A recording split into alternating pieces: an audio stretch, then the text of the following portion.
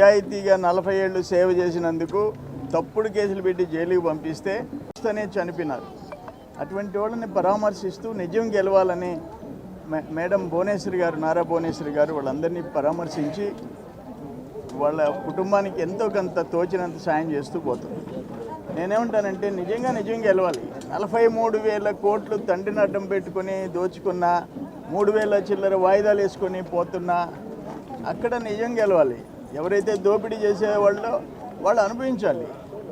అక్కడ ఏ కారణం లేకుండా ఒక్క బొట్టు రక్తం వస్తే నీ అభిమాని అని చెప్పి NIA నేషనల్ ఇన్వెస్టిగేషన్ ఏజెన్సీ ఇస్తే 5 ఏళ్ళు తల్లి తండ్రి కాళ్ళు పట్టుకున్న కనీసం అపాయింట్మెంట్ ఇవ్వని ముఖ్యమంత్రి అక్కడ బయటికి రావాలి. కోడికత్తి సీను బయటికి రావాలి, నిజం గెలవాలి.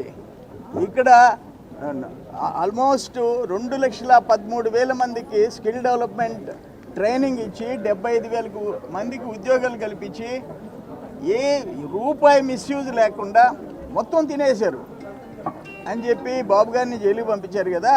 అక్కడ అసలు తప్పుడు కేసును పెట్టిన వాళ్ళని లోపల జైలుకి పంపిస్తే ఆ విధంగా నిజం గెలవాలి. దుర్మార్గమైన పరిపాలన ఈరోజు రాష్ట్రంలో జరుగుతూ ఉంది. ఇటువంటిది బహుశా నియంత పరిపాలనలో కూడా మనం చూడలే. నక్సలైట్లు ఎందుకు వచ్చారు? ఇటువంటి దుర్మార్గులను ఎదుర్కొనేదానికి వచ్చారు. అది పరిస్థితి. బిఫోర్ ఇండిపెండెన్స్ బ్రిటిష్ వాళ్ళ మీద వాళ్ళు చాలా మేలు, బ్రిటిష్ వాళ్ళు చాలా మేలు, చట్టాలు ఏడ్చినాయి. అక్కడ ఎవరైనా భారతీయులు రైతులు సేద్యం చేస్తే వాళ్ళు 3%, 4% పన్నేశారని మనం తిరగబడ్డాం. ఇక్కడ దోపిడీ. ఒక్క నెల్లూరు జిల్లాలో దాదాపు 5,000 కోట్లు సిలికా, 3,000 కోట్లు క్వాడ్జీ, ఒక లైసెన్స్ లే, ఒక మైనింగ్ లీజ్ లే, ఒక పర్మిట్ లే, ఒక రాయల్టీ లే, ఒక డెడ్ రెంట్ లే. దోచుకో.